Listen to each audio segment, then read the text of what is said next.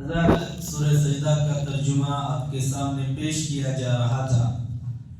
اللہ رب العالمین نے ارشاد فرمایا، جس نے ہر چیز کو نہایت ہی عمدہ انداز میں پیدا کیا اور انسان کی تخلیق کی ابتدا جو ہے مٹی سے کی ہے۔ اللہ رب العالمین نے یہاں پر انسان کے تعلق سے ارشاد فرمایا کہ اللہ رب العالمین نے انسان کو اور انسان کے تمام اعضاء کو بہتر سے بہتر اور اچھے سے اچھے انداز میں پیدا کیا ہے۔ اللہ رب العالمین نے اسی چیز کا تذکرہ کرتے ہوئے سورہ تین کے اندر فرمایا، لَقَدْ خَلَقْنَا الْإِنسَانَ فِي أَحْسَنِ تَقْوِيمٍ کہ ہم نے انسان کو سب سے بہتر اور سب سے اچھے انداز میں پیدا کیا۔ یہ جو ہماری شکل اور صورت ہے، اس سے اچھی کوئی شکل اور صورت ہو ہی نہیں سکتی تھی۔ اللہ رب العالمین نے ہمارے آنکھ، ہمارے کان، ہمارے ناک، ہمارے زبان، ہمارے دانت، منہ، یہ تمام چیزوں کو جو اللہ رب العالمین نے ڈیزائن کیا ہے، بنایا ہے، اس سے اچھی دوسری کوئی شکل اور صورت ہو ہی نہیں سکتی تھی۔ اسی لیے فرمایا رب العالمین نے کہ ہم نے انسان کو سب سے اچھے اور سب سے بہتر انداز میں پیدا کیا۔ اور یہاں پر بھی اللہ رب العالمین نے فرمایا کہ وہی ذات ہے جس نے ہر چیز کو نہایت ہی عمدہ انداز میں بنایا ہے، پیدا کیا ہے۔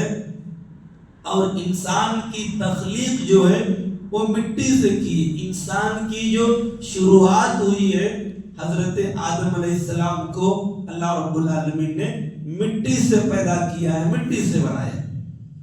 آگے فرماتے اللہ تعالیٰ، ثم جعل نسلہ من سلالۃ من ماء مہین کہ پھر ہم نے آدم علیہ السلام کی نسل کو، ان کی ذریت کو ایک حقیر پانی کے خلاصے اور نچوڑ سے چلا دیا۔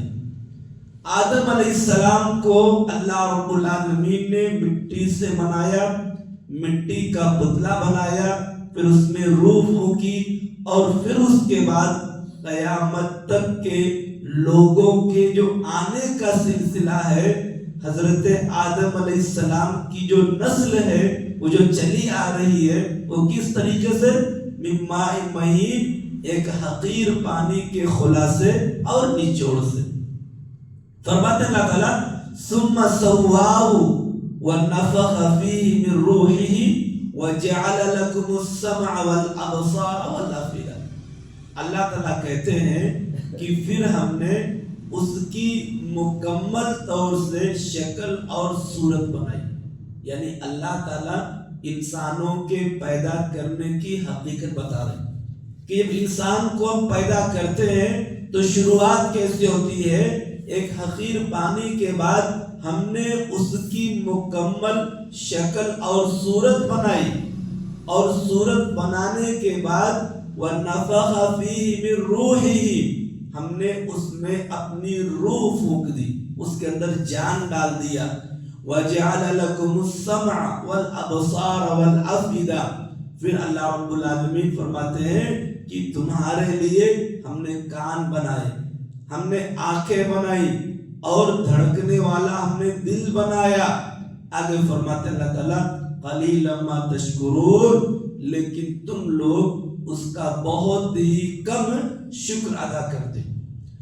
حدیث کے اندر اس آیت کی تفصیل بتائی گئی ہے کہ کس طریقے سے ماں کے پیٹ میں ایک بچے کی نشو و نما ہوتی ہے۔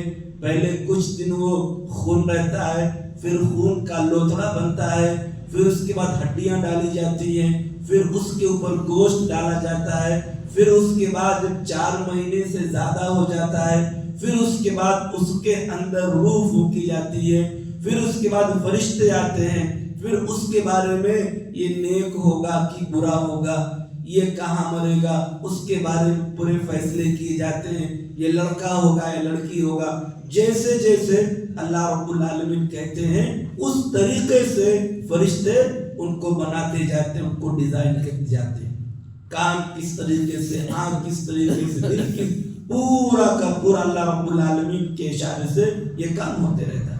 اب اللہ تعالیٰ یہاں فرماتے ہیں کہ جس نے تمہیں سننے کے لیے کان دیے ہیں، دیکھنے کے لیے آنکھ دی ہے، سوچنے اور سمجھنے کے لیے، فیصلہ کرنے کے لیے اللہ نے تمہیں دل دیا ہے، تو پھر اسی کی عبادت ہونی چاہیے، اسی کے سامنے تمہیں جھکنا چاہیے، اسی کے سامنے تمہاری ہر عبادت ہونی چاہیے۔ لیکن کیا ہے، قلیلا ما تشکرون، یہ سب چیزیں اللہ رب العالمین نے ہم کو عطا فرمائی ہے، ہم کو دی ہے، اور ہم اللہ رب العالمین کی ناشکری کرتے ہیں، اللہ کو چھوڑ کر کے غیر اللہ کی ہم عبادت کرتے ہیں۔ اللہ تعالیٰ دعا کھلاتا ہم تمام لوگوں کو قرآن اور حدیث کے مطابق زندگی گزارنے کی توفیق عطا فرمائے۔ جو نمازیں میں پڑھے اللہ رب العالمین ہمارے نمازوں کو قبول فرمائے۔